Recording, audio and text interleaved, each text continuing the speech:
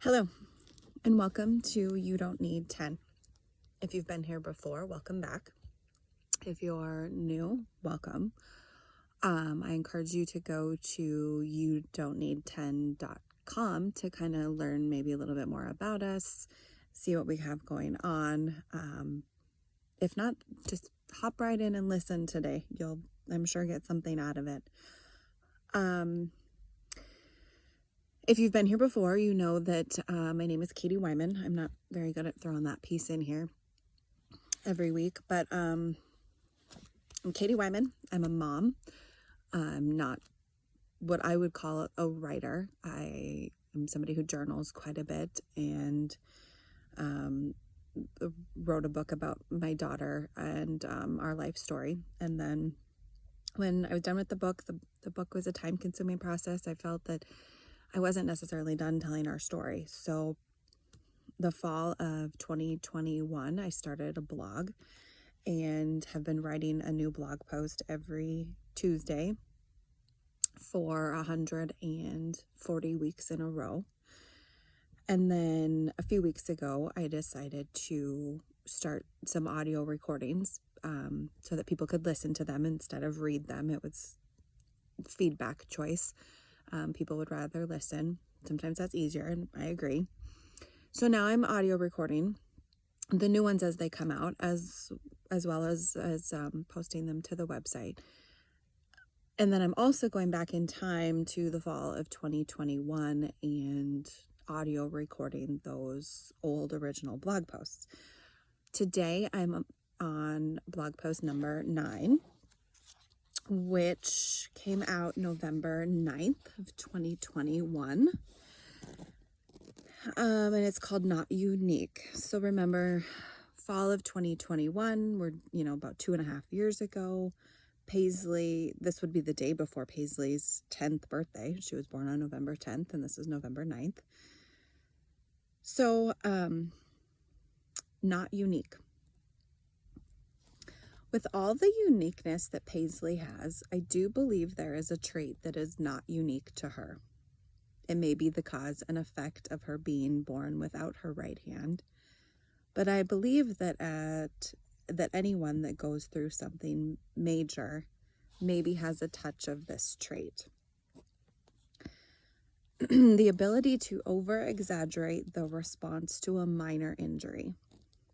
My brother, that suffered from brain cancer and through the treatments endured the battle of a lifetime, was so strong and so courageous during that, and will now make a mountain out of a molehill. He literally fought so hard to survive, endured treatment after treatment, poke after poke after poke of needles and IVs, and more MRIs than anyone I've ever known and may ever know. And yet now he can't handle the most minor of a bump. I have encountered other children and adults in similar situations that follow suit. If Paisley has an injury of any kind, she plays it up. It becomes something she can rest a fair amount of attention upon. She has so many feelings wrapped up in the loss of a right hand that if she stubs her toe, you'd think she was dying. She stubbed her toe this past weekend, and I am still hearing about it.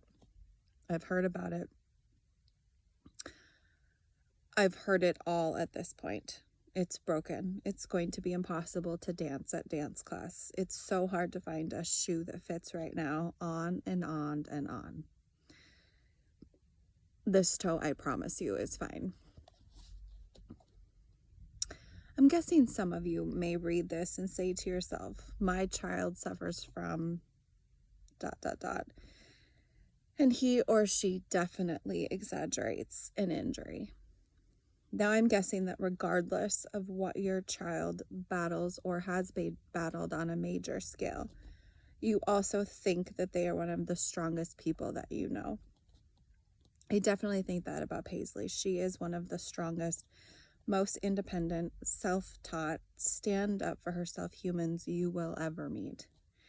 She will not knowingly put a lot of attention on the loss of her right hand. Almost all of it is subconscious and comes in the form of other behaviors. For instance, a paper cut, or like I've stated before, bad behavior. I encourage you all to analyze your children that battle things, major things, and see what you come up with. This whole thing fascinates me. The ability to formulate true trauma-related feelings into something as minor as a stub toe because for whatever reason you think it's more warranted. The human brain, and body for that matter, simply fascinate me. How do you choose to parent this? For the most part, my approach is shake it off, you're fine. Which, you're fine is something that 2.5 years later I'm still writing about. I wrote an article, You're Fine, that came out in January of this year, 2024. And now I just wrote one just last week about being fine. So funny. Anyway, back where I was. That is simply my personality. But sometimes I catch myself and I think, okay, this really isn't about the stub toe or the paper cut. This is something more. And she wants me to hear her. It's a fine line between giving in to the minor for the sake of the major feelings, since I firmly believe that they are a correlation to the major loss or suffering. Now hear me and forgive me for this, but I'm not talking about a child that wants to be babied for things in life.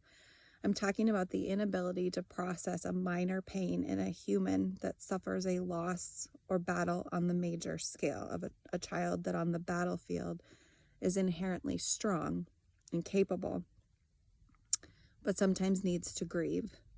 And it comes off in the minor things in life. A strong child, a resilient child, a child with a battle story. So that was blog post number 9. Thank you for listening.